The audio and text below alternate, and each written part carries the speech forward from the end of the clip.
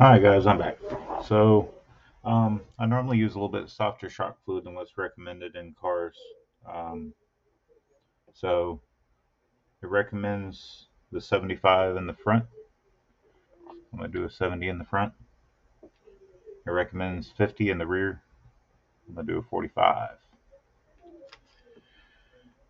So let's get to putting these things together. Let me make sure I got everything in position here. So we're gonna start off with fully extend the shock. Take the 70 away here. I'm gonna fill it slowly.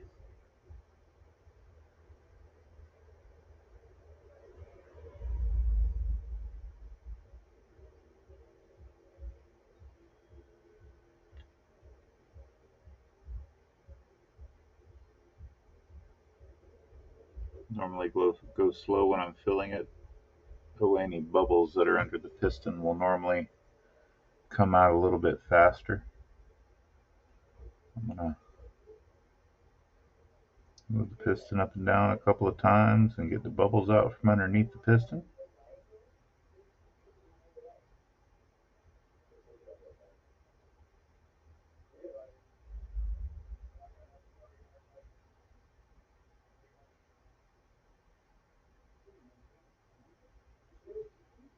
All right, a bunch of little bubbles popping in there.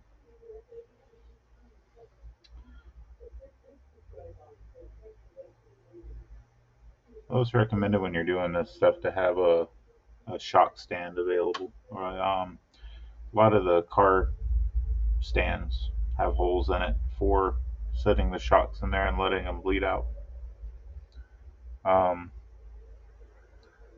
Since I'm doing an emulsion style shock, it's not as detrimental with the air bubbles as what it is with the emulsion. Well, yeah, the emulsion shock. With the emulsion shocks, doesn't care about the air as much as a bladder shock. Bladder shock is really important with the air, so it's not going to hurt to have a couple of EB baby bubbles left in there. All the big bubbles have come out, and it looks like all the smaller bubbles have pretty much come out too.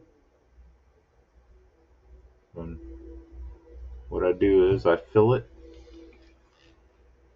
until it's kind of domed of fluid at the top.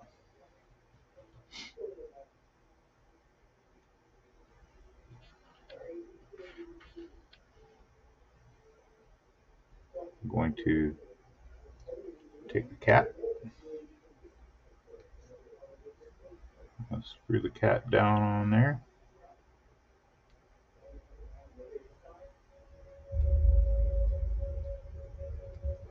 Or to go, I'm going to take my shock tool here, and I'm going to grab it with this section here on the shock body under the threads, not on the threads and not on the nut. Little smooth section just underneath the threads. I'm going to grip it. I'm just going to make sure that I get a good crank on that cap. Looks like it's all the way seated. Alright, so now that you got it like that, make sure I get me one of these cap screws here. Let's see what size that is.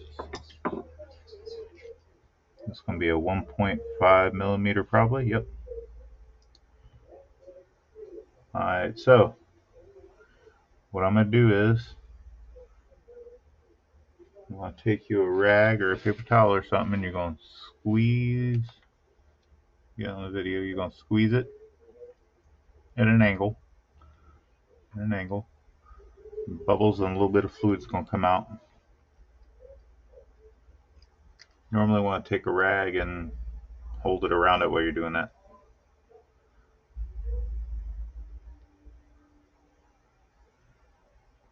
There you Gonna snug that down, not super tight. And then something I learned from a driver a long time ago, and it works really good for me. So I'm going to take and I'm going to move this shock in and out about 15 times.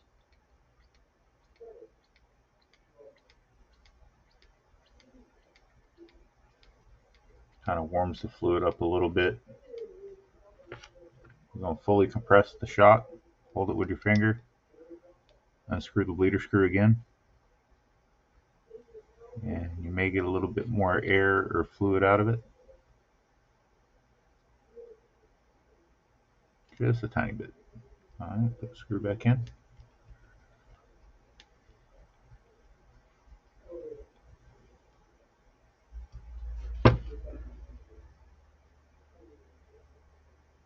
Alright, so now that it's like that, if I push it in, it just pops out just a little bit. If I pull it out, it just goes in a little bit. That's a neutral shock.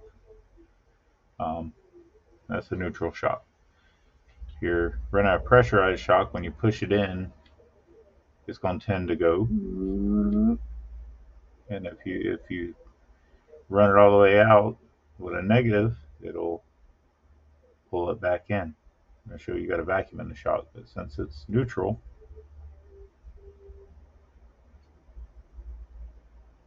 it wants to kind of go to the center point ever so slightly. All right, I'm off the screen. I'm wiping it on the paper towel, getting the shock fluid off of it. Alright, so I'm going to finish building this one shock and I'm going to stop the video and do all the other shocks, and then we'll start with the next part of the build. So now that I've got all that together and shock body built, got the ring on it with the washer behind it, cap screw, and all that in there. So we've got these upper shock, I don't know what you call them. It's like a washer. It goes onto the shock mount. So that's going to go into the hole. These types are a split style, so you got to kind of squeeze it together. Yep. Okay. Now it's in there. I don't know if you can see it, but back side of it, that's the flat side, the flat edge facing the shock cap. So that's in there. So now we're going to take a shock spring. We'll pull the shock extended. We're going to take your shock spring.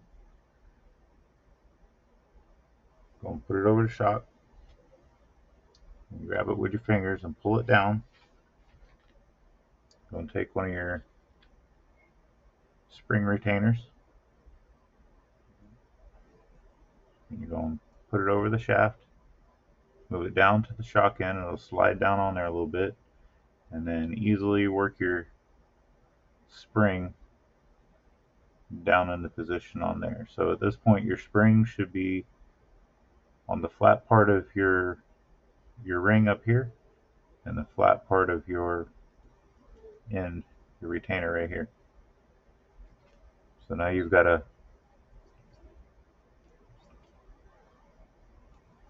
good shock. Alright, like I said, I'm going to stop the video now. That's going to be it for the shocks. I'll build the other ones, and then we'll start on bag B. This is the ending of bag A.